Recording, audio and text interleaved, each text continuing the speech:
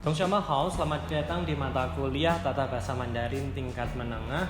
Dan hari ini senang sekali adalah pertemuan pertama di mata kuliah ini.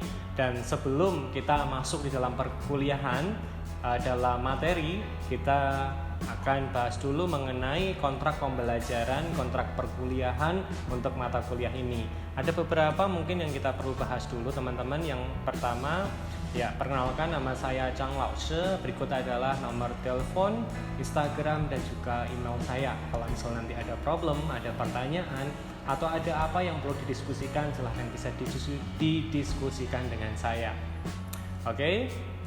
Selanjutnya kita akan memasuki di mata kuliah ini adalah mata kuliah 2 SKS. Berarti satu minggu adalah satu pertemuan dan waktu pembelajarannya adalah 16 kali pertemuan, terdiri dari 14 kali materi dan 2 kali ujian. Lalu website yang kita pakai adalah YouTube, Spada, dan juga OJW. Dan teman-teman, ini adalah deskripsi dan juga manfaat dari mata kuliah ini, bahwa Tata Bahasa Mandarin tingkat menengah ini merupakan mata kuliah yang wajib dipilih oleh mahasiswa Prodi D3 Bahasa Mandarin pada semester kedua.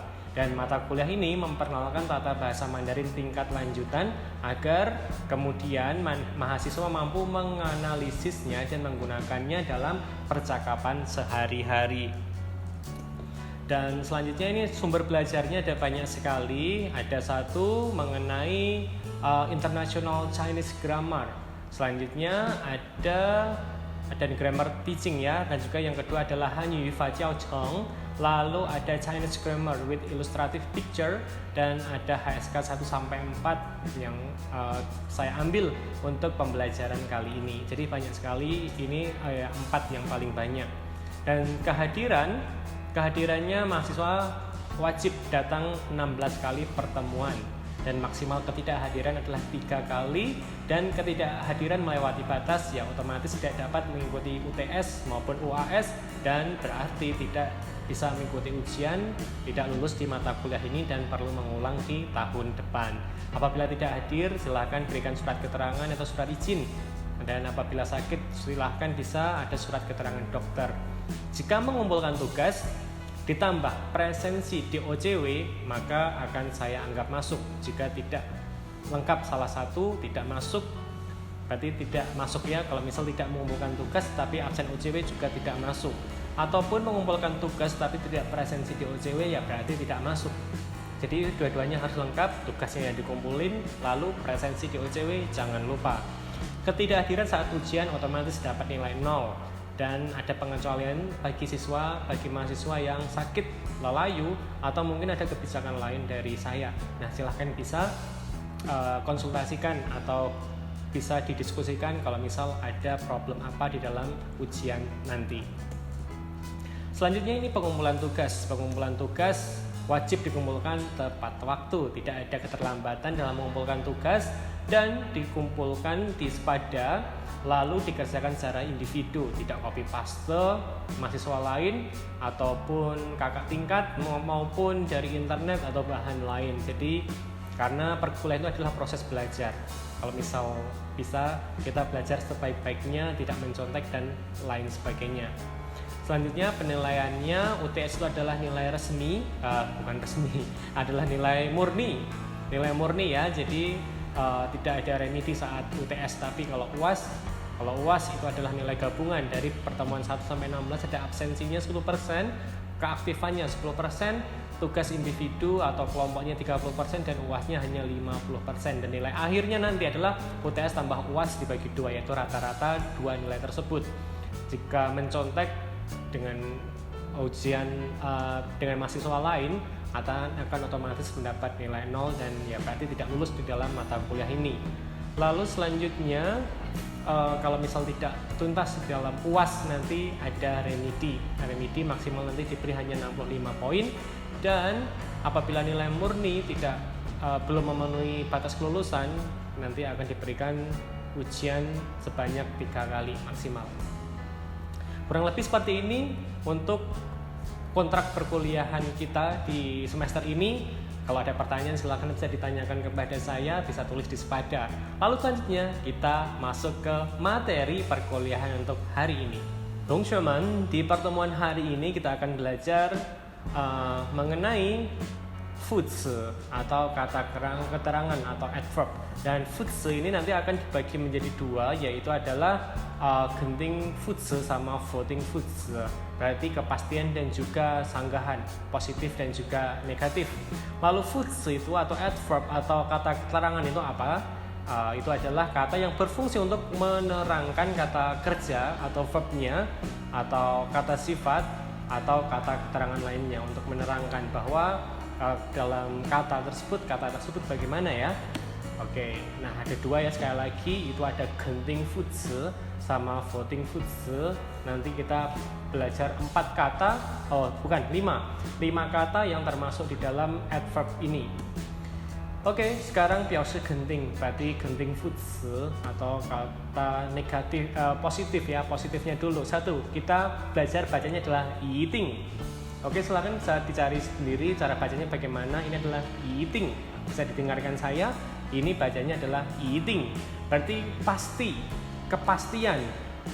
Bisa juga sebuah dugaan biasanya, tapi ini adalah pasti, kepastian.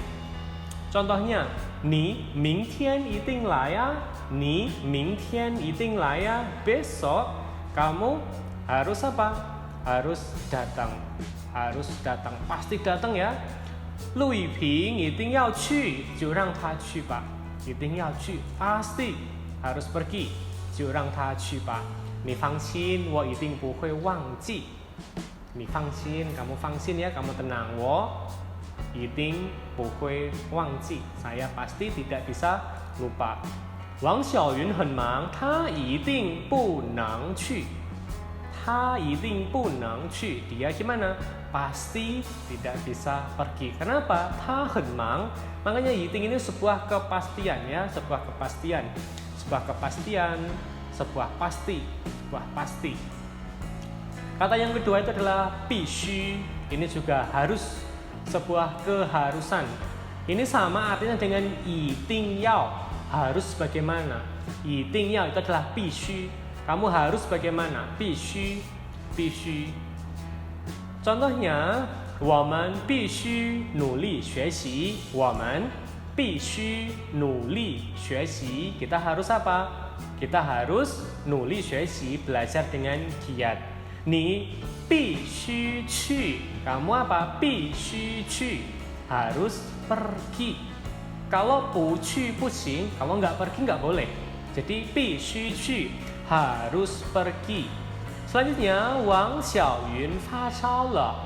王小云 gimana? 发烧了, dia panas.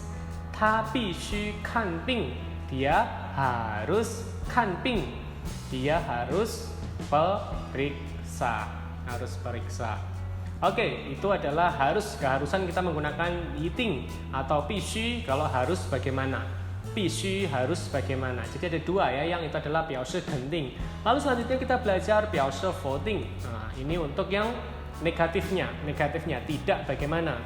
表示对主管愿望和性质状态的否定. Ini untuk apa? 愿望, untuk harapan, atau untuk sesuatu yang gimana ya, berarti tidak bagaimana. Kebanyakan itu digunakan saat 现在, sekarang, 将来, masa depan. Tetapi juga kadang sedikit sekali bisa digunakan untuk 过去 yang sudah berlalu. Tetapi kebanyakan ini untuk 现在, sekarang, atau 将来 di masa depan. Oke ya, jadi 不 ini untuk yang sekarang dan juga masa depan. Contohnya, 我现在不去. Kapan ini? 现在, sekarang. Jadi menggunakan 不. Saya 不去, tidak pergi. 过一会儿再去. 天气预报说明天有雨. 我们明天不去爬山. 明天 kapan? Besok. Jadi masa depan. Belum terjadi. Ini berarti menggunakan 不. Nomor 3, 她不是我的姐姐, 是我的妈妈. Nah, ini adalah subjektif. Sekali lagi, tadi ciri-ciri untuk 不 itu adalah dia bersifat subjektif. Untuk pernyataannya subjektif. Maksudnya dari subjektif itu adalah bahwa memang dia itu 不是我姐姐，是我妈妈。Selanjutnya keempat, 他不是中国人，他不是中国人，memang 不是中国人kita berarti dia kan berarti 不是中国人, jadi kita menggunakannya 不 memang sesuai kenyataannya sekarang itu dia gimana 不是中国人。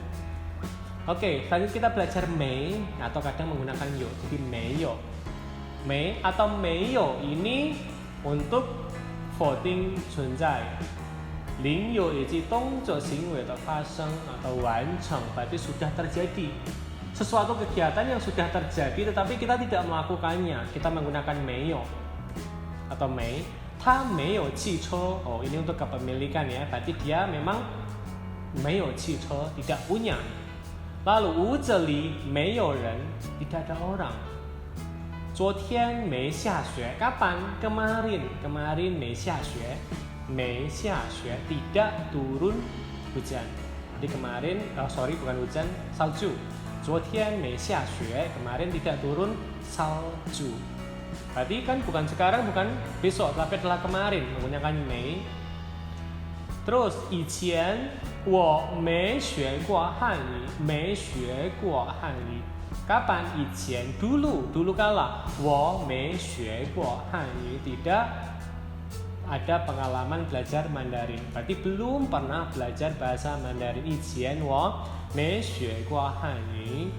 Selanjutnya kita belajar 别 别 itu maksudnya apa? 不要 别 itu adalah 不要 别 itu adalah 不要 jangan, berarti ini adalah sebuah larangan.